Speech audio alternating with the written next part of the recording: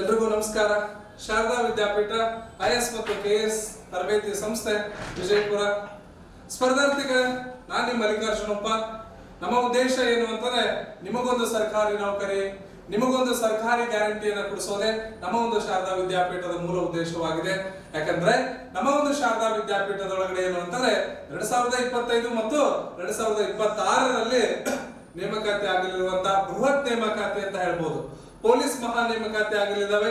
ಯಾಕಂದ್ರೆ ಒಳ ಮೀಸಲಾತಿನೂ ಬಂತು, ಗೆಜೆಟ್ ಆಗಿದೆ. ಈಗೇನು ಅಂದ್ರೆ ಈಗ ಪ್ರೊಸೆಸ್ ಏನು ಅಂದ್ರೆ ನಡೀತಾವ ಅಂತ ಹೇಳ್ಬೋದು. ಅದಕ್ಕಾಗಿ ಏನು ಅಂತಂದ್ರೆ ನಮ್ಮ ಒಂದು ಶಾರದಾ ವಿದ್ಯಾಪೀಠದೊಳಗಡೆ ಉಚಿತ ಊಟ ಮತ್ತು ವಸತಿಯನ್ನ ಕೊಟ್ಟು ನಿಮಗೆ ತರಬೇತಿಗೆ ಮಾತ್ರ ಶುಲ್ಕವನ್ನ ಏನು ಅಂತ ವಿಧಿಸ್ತಾ ಇದ್ದಾರೆ.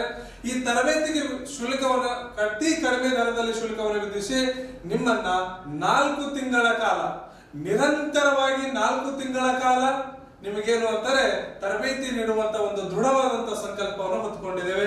ಒಂದು ಬ್ಯಾಚಿನಲ್ಲಿ ಕೇವಲ 100 ವಿದ್ಯಾರ್ಥಿಗಳ ಅವಕಾಶವನ್ನು ಕೊಟ್ಟು ನಿಮ್ಮನ್ನ ಪ್ರತಿ ಸಂಡೆ ಮಾದರಿ ಪರೀಕ್ಷೆಗಳ ಜೊತೆಯಲ್ಲಿ DSRT ಮತ್ತು NCERT ಬುಕ್ ಆಧಾರಿತ ಪ್ರಶ್ನೆ ಪತ್ರಿಕೆಗಳ ಮುಂದಿಟ್ಕೊಂಡು ನಿಮ್ಮನ್ನ ಏನು ಅಂತಾರೆ ಈ ಒಂದು ಪೊಲೀಸ್ ಮಹಾ ನೇಮಕಾತಿಯಲ್ಲಿ ನಿಮ್ಮ ಹೆಸರು ಕೂಡ ಅದರಲ್ಲಿ ಇರಬೇಕು ಅನ್ನೋದೇ ನಮ್ಮ ಒಂದು ಕನಸಾಗಿದೆ ಅಂತ ಹೇಳ್ಬೋದು. ಅದಕ್ಕಾಗಿ ನೀವು ಮಾಡಬೇಕಾಗಿದ್ದಿಷ್ಟೇ, ಇಲ್ಲಿ ಕಾಣಿಸ್ತಾ ಇರುವಂತ ಈ ನಂಬರ್ಗೆ ಕರೆ ಮಾಡೋದ್ರ ಮೂಲಕ ನಿಮ್ಮ ಒಂದು ಪ್ರವೇಶವನ್ನ ಖಚಿತಪಡಿಸಿಕೊಡ್ರಿ ಅಂತ ಹೇಳ್ಬೋದು. ಇಲ್ಲಿ ಕಾಣ್ತಾ ಇರುವಂತ ನಂಬರ್ಗೆ, ಈ ನಂಬರ್ಗೆ ಕರೆ ಮಾಡೋದ್ರ ಮೂಲಕ ನಿಮ್ಮ ಒಂದು ಪ್ರವೇಶವನ್ನ ಖಚಿತಪಡಿಸಿಕೊಡ್ರಿ.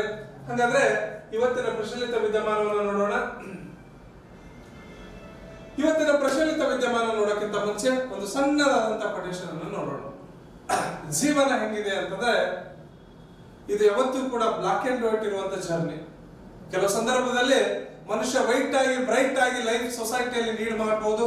ಕೆಲವೊಂದು ಸಾರಿ ಬ್ಲಾಕ್ ಆಗಿ ಎಲ್ಲ ಪರದೆಯನ್ನು ಮುಚ್ಕೊಂಡು ಜೀವನದಲ್ಲಿ ಬಹಳ ಹಿಂದೂ ಕೂಡ ಬೀಳಬಹುದು. ಇವೆರಡೂ ಶಕ್ತಿ ಯಾರ ಹತ್ರ ಅಡಗಿರ್ತಾವ ಅಂತಾರೆ ಅದು ನಿನ್ನ ಹತ್ರ ಅಡಗಿರ್ತದೆ.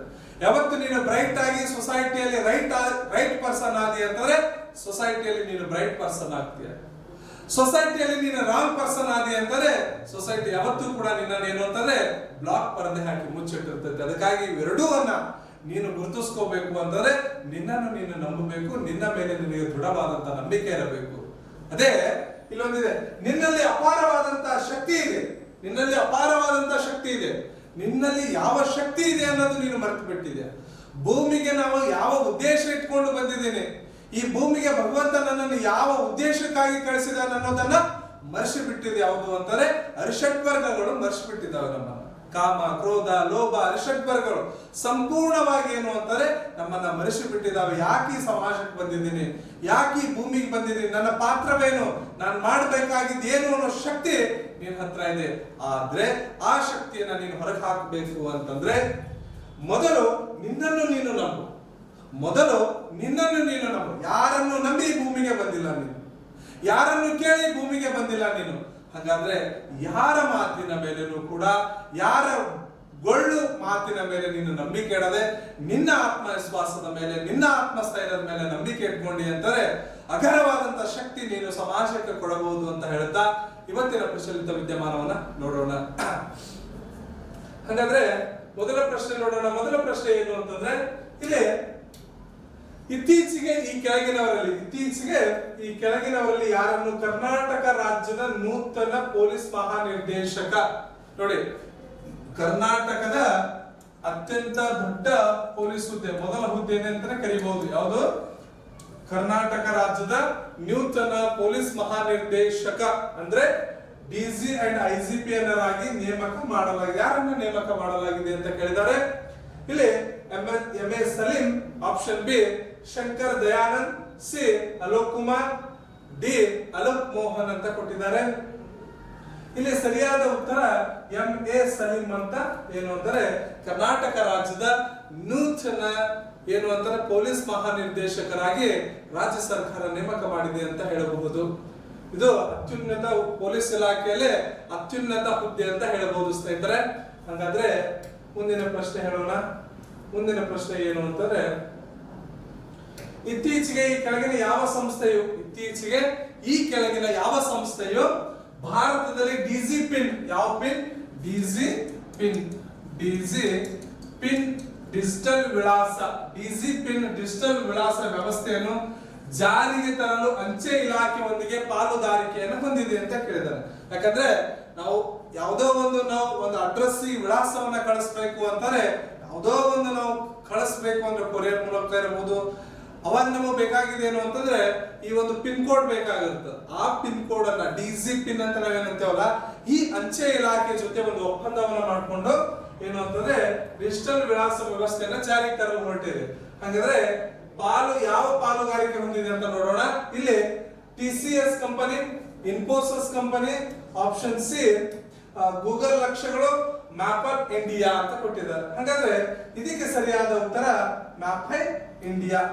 ಮ್ಯಾಪೈ ಇಂಡಿಯಾ ಎನ್ನುವ ಸಂಸ್ಥೆ ಜೊತೆ ಪಾಲುದಾರಿಕೆಯನ್ನ ಹೊಂದಲಾಗಿದೆ ಅಂತ ಹೇಳ್ಬೋದು.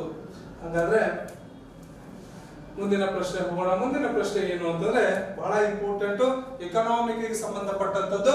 ಇಲ್ಲಿ 2026ರ ಹಣಕಾಸು ವರ್ಷದ ಮೊದಲ ತ್ರೈಮಾಸಿಕದಲ್ಲಿ, ಈ ತ್ರೈಮಾಸಿಕ ಎಲ್ಲಿಂದ ಬರ್ತೈತಿ? ಏಪ್ರಿಲ್ ದಿಂದ ಜೂನಿನ ತ್ರೈಮಾಸಿಕದಲ್ಲಿ ಭಾರತದ ಜಿಡಿಪಿ ಬೆಳವಣಿಗೆ ದರ ಎಷ್ಟು ಆಗಬಹುದು ಅಥವಾ ಎಷ್ಟು ಇರಬಹುದು ಅಂತ ಕೇಳಿದ್ದಾರೆ. ಇಲ್ಲಿ ಆಪ್ಷನ್ ಎ 6.5, 7.2, 7.8 ಮತ್ತು 8.1 ಅಂತ ಕೊಟ್ಟಿದ್ದಾರೆ. ಹಣಕಾಸು ವರ್ಷದ ಮೊದಲ ತ್ರೈಮಾಸಿಕದಲ್ಲಿ ಭಾರತದ ಜಿಡಿಪಿ ಬೆಳವಣಿಗೆ ದರ ಎಷ್ಟು ಆಗಬಹುದು ಅಂತಂದ್ರೆ 7.8 ಅಂತ ಹೇಳ್ಬೋದು. ಸರಿಯಾದ ಉತ್ತರ ಆಪ್ಷನ್ ಸಿ ಸರಿಯಾದ ಉತ್ತರ. ಹಾಗಾದ್ರೆ ಇಲ್ಲಿ ಇತ್ತೀಚೆಗೆ ಈ ಕೆಳಗಿನ ಯಾವ ರಾಜ್ಯ ಸರ್ಕಾರವು ಮಹಿಳೆಯರ ಸಲುವಾಗಿ ಸ್ವ ಉದ್ಯೋಗಕ್ಕಾಗಿ ಆರ್ಥಿಕ ನೆರವು ನೀಡಲು, ಸೆಲ್ಫ್ ಎಂಪ್ಲಾಯ್ ಉದ್ಯೋಗವನ್ನು ಪಡೆಯುವ ಸಲುವಾಗಿ ಆರ್ಥಿಕ ನೆರವು ಒದಗಿಸುವ ಸಲುವಾಗಿ ಮುಖ್ಯಮಂತ್ರಿ ಮಹಿಳಾ ರೋಜ್ಗಾರ್ ಯೋಜನೆ, ಮುಖ್ಯಮಂತ್ರಿ ಚೀಫ್ ಮಿನಿಸ್ಟರ್ ಮಹಿಳಾ ರೋಜ್ಗಾರ್ ಯೋಜನೆಯನ್ನ ಅನುಮೋದಿಸಿದೆ ಅಂತ ಕೇಳಿದ್ದಾರೆ. ಇಲ್ಲಿ option A Kerala, option B Bihar, C Gujarat, D Karnataka ಅಂತ ಕೊಟ್ಟಿದ್ದಾರೆ. ಇದಕ್ಕೆ ಸರಿಯಾದ ಉತ್ತರ ಬಿಹಾರ್ ಸರಿಯಾದ ಉತ್ತರ. ಯಾವ ಹಾರ? ಬಿಹಾರ. ಹಾಗಾದ್ರೆ ಮುಂದಿನ ಪ್ರಶ್ನೆ ಹೋಗೋಣ. ಮುಂದಿನ ಪ್ರಶ್ನೆ ಏನು ಅಂತಂದ್ರೆ 2025ರ ಪುರುಷರ ಜೂರಿಚ್ ಡೈಮಂಡ್ ಲೀಗ್ ನ ಚಾಂಪಿಯನ್ ಯಾರು ಅಂತ ಕೇಳಿದ್ದಾರೆ. ಈ ಜೂರಿಚ್ ಡೈಮಂಡ್ ಲೀಗ್ ನ ಚಾಂಪಿಯನ್ ಯಾರು ಅಂತ ನೋಡೋಣ. ಇಲ್ಲಿ ಸರಿಯಾದ ಉತ್ತರಕ್ಕೆ ಬಂದ್ಬಿಡೋಣ. ಯಾವುದು ಅಂತಂದ್ರೆ ಆಪ್ಷನ್ ಬಿ ಜೂಲಿಯನ್ ವೆಬ್ಬರ್. ಏನು ಅಂತಂದ್ರೆ 2025ರ ಪುರುಷರ ಜೂರಿಚ್ ಡೈಮಂಡ್ ಲೀಗ್ ನ ಚಾಂಪಿಯನ್ ಆಗಿದ್ದಾರೆ ಅಂತ ಹೇಳಬಹುದು. ಹಾಗಾದ್ರೆ ಮುಂದಿನ ಪ್ರಶ್ನೆ ಹೋಗೋಣ. ಇಲ್ಲಿ ಇತ್ತೀಚೆಗೆ ಈ ಕೆಳಗಿನ ಯಾವ ದೇಶವು ಭಾರತ ನೇತೃತ್ವದ ಅಂತಾರಾಷ್ಟ್ರೀಯ ಬಿಗ್ ಕ್ಯಾಟ್ ಅಲಯನ್ಸ್ ನ ಔಪಚಾರಿಕ ಸದಸ್ಯ ರಾಷ್ಟ್ರವಾಗಿ ಸೇರ್ಪಡೆಗೊಂಡಿತ್ತು ಅಂತ ಕೇಳಿದ್ದಾರೆ. ಇಲ್ಲಿ option A Nepal, B Sri Lanka, C Bhutan, D Bangladesh ಅಂತ ಕೊಟ್ಟರೆ ಈ ಬಿಗ್ ಕ್ಯಾಟ್ ಅಲಯನ್ಸ್ ನ ಔಪಚಾರಿಕ ಸದಸ್ಯ ರಾಷ್ಟ್ರವಾಗಿ ಸೇರ್ಪಡೆಗೊಂಡಂತ ದೇಶ ನೇಪಾಳ. ಯಾವ ಪಾಳ? ನೇಪಾಳ. ನಮ್ಮ ನೆರೆ ರಾಷ್ಟ್ರ ನೇಪಾಳ ಅಂತ ಹೇಳಬಹುದು. ಹಾಗಾದ್ರೆ ಮುಂದಿನ ಪ್ರಶ್ನೆ ಹೋಗೋಣ. ಮುಂದಿನ ಪ್ರಶ್ನೆ ಏನು ಅಂದ್ರೆ ಇತ್ತೀಚೆಗೆ ಈ ಕೆಳಗಿನ ಯಾವ ದೇಶವು ಕರೆಂಟ್ ನ್ಯಾಷನಲ್ ಯೂನಿಯನ್ ಅನ್ನು ಭಯೋತ್ಪಾದಕ ಸಂಘಟನೆಯನ್ನು ಘೋಷಿಸಿತು ಅಂತ ಕೇಳಿ ಯಾವ ದೇಶ ಘೋಷಿಸಿತು ಅಂತ ನೋಡೋಣ. Option A China, B Bharat, C Myanmar, D Bangladesh ಅಂತ ಕೊಟ್ಟಿದ್ದಾರೆ. ಇಲ್ಲಿ ಈ ಒಂದು ಕರೆಂಟ್ ನ್ಯಾಷನಲ್ ಯೂನಿಯನ್ ಅನ್ನ ಭಯೋತ್ಪಾದಕರ ಸಂಘಟನೆ ಎಂದು ಘೋಷಿಸಿರುವಂತಹ ರಾಷ್ಟ್ರ ಮಯನ್ಮಾರ್ ರಾಷ್ಟ್ರ ಅಂತ ಹೇಳ್ಬೋದು. ಯಾವ ರಾಷ್ಟ್ರ? ಮಯನ್ಮಾರ್ ರಾಷ್ಟ್ರ. ಯಾವ ರಾಷ್ಟ್ರ? ಮಯನ್ಮಾರ್ ರಾಷ್ಟ್ರ ಅಂತ ಹೇಳಬಹುದು. ಹಂಗಾದ್ರೆ ಮುಂದಿನ ಪ್ರಶ್ನೆ ಹೋಗೋಣ. ಮುಂದಿನ ಪ್ರಶ್ನೆ ಏನು ಅಂದ್ರೆ ಇಲ್ಲಿ ಇತ್ತೀಚೆಗೆ ಕೆಳಗಿನ ಯಾವ ರಾಜ್ಯದಲ್ಲಿ ಭಾರತೀಯ ಸೇನೆಯು spear corps India Tibetan border police ನಡುವೆ ಅಶೋಕ ಪ್ರಹಾರ ಎಂಬ ಜಂಟಿ ಫೈರ್ ಪವರ್ ವ್ಯಾಯಾಮ ಜರುಗಿತು ಅಂತ ಹೇಳಿದ್ರೆ ಯಾವ ರಾಜ್ಯದಲ್ಲಿ ಜರುಗಿತು ಅಂತ ನೋಡೋಣ. ಇಲ್ಲಿ option A Goa, Maharashtra, C Tamil Nadu, D Arunachal Pradesh ಅಂತ ಕೊಟ್ಟಿದ್ದಾರೆ. ಹಂಗಾದ್ರೆ ಇದಕ್ಕೆ ಸರಿಯಾದ ಉತ್ತರ ಯಾವುದು ಅಂತ ನೋಡೋಣ. ಇದಕ್ಕೆ ಸರಿಯಾದ ಉತ್ತರ ಅರುಣಾಚಲ ಪ್ರದೇಶ. ಯಾವ ಪ್ರದೇಶ? ಅರುಣಾಚಲ ಪ್ರದೇಶ ಅಂತ ಹೇಳಬಹುದು. ಹಂಗಾದ್ರೆ ಮುಂದಿನ ಪ್ರಶ್ನೆ ಹೋಗೋಣ. ಮುಂದಿನ ಪ್ರಶ್ನೆ ಏನು ಅಂತಂದ್ರೆ, ಇತ್ತೀಚೆಗೆ ಸುದ್ದಿಯಲ್ಲಿದ್ದಂತ ದಾರುಮಾ ಗೊಂಬೆ, ಯಾವ ಗೊಂಬೆ? ನರೇಂದ್ರ ಮೋದಿ ಅವರಿಗೆ ಕೊಟ್ಟಂತ ಈ ದಾರುಮಾ ಗೊಂಬೆಯು ಈ ಕೆಳಗಿನ ಯಾವ ದೇಶದ ಸಾಂಸ್ಕೃತಿಕ ಸಂಕೇತವಾಗಿದೆ ಅಂತ ನಮ್ಮ ದೇಶದ ಪ್ರಧಾನಿಗಳಿಗೆ ಈ ಒಂದು ಏನು ಅಂತಾರೆ ಈ ದಾರುಮಾ ಗೊಂಬೆಯನ್ನು ಕೊಟ್ಟು ಗೌರವಿಸಿತು. ಹಾಗಾದ್ರೆ ಈ ಒಂದು ಶ್ರೀಮಂತಿಕ ಸಂಸ್ಕೃತಿ ಏನಿದೆ ಯಾವ ದೇಶದ ಸಂಕೇತವಾಗಿದೆ? ದಾರುಮಾ ಗೊಂಬೆ ಅಂತ ಕರೀತಾರೆ. ಹಾಗಾದ್ರೆ ಇಲ್ಲಿ China, B Japan, C Bharat, D Sri Lanka ಅಂತ ಕೊಟ್ಟಿದ್ದಾರೆ. ಇದಕ್ಕೆ ಸರಿಯಾದ ಉತ್ತರ ಇದು ಜಪಾನ್ ದೇಶದ ಒಂದು ಸಾಂಸ್ಕೃತಿಕ ಸಂಕೇತವಾಗಿದೆ ಅಂತ ಹೇಳಬಹುದು. ಇದಕ್ಕೆ ಸರಿಯಾದ ಉತ್ತರ ಆಪ್ಷನ್ ಬಿ ಜಪಾನ್ ಅಂತ ಹೇಳಬಹುದು. ಇನ್ನ ನೆಕ್ಸ್ಟ್ ಪ್ರಶ್ನೆ ನೋಡೋಣ. ಇತ್ತೀಚೆಗೆ ಕೇಂದ್ರ ವಿದ್ಯುತ್ ಸಚಿವಾಲಯ ಬಿಡುಗಡೆ ಮಾಡಿರುವಂತ ರಾಜ್ಯ ಇಂಧನ ದಕ್ಷತೆಯಲ್ಲಿ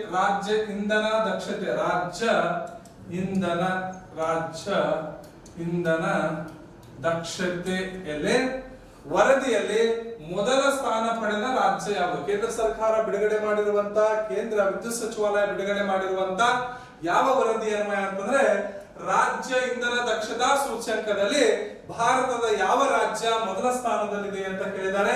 ಇಲ್ಲಿ option A Kerala, B Gujarat, C Maharashtra, D Tamil Nadu ಅಂತ ಕೊಟ್ಟಿದ್ದಾರೆ.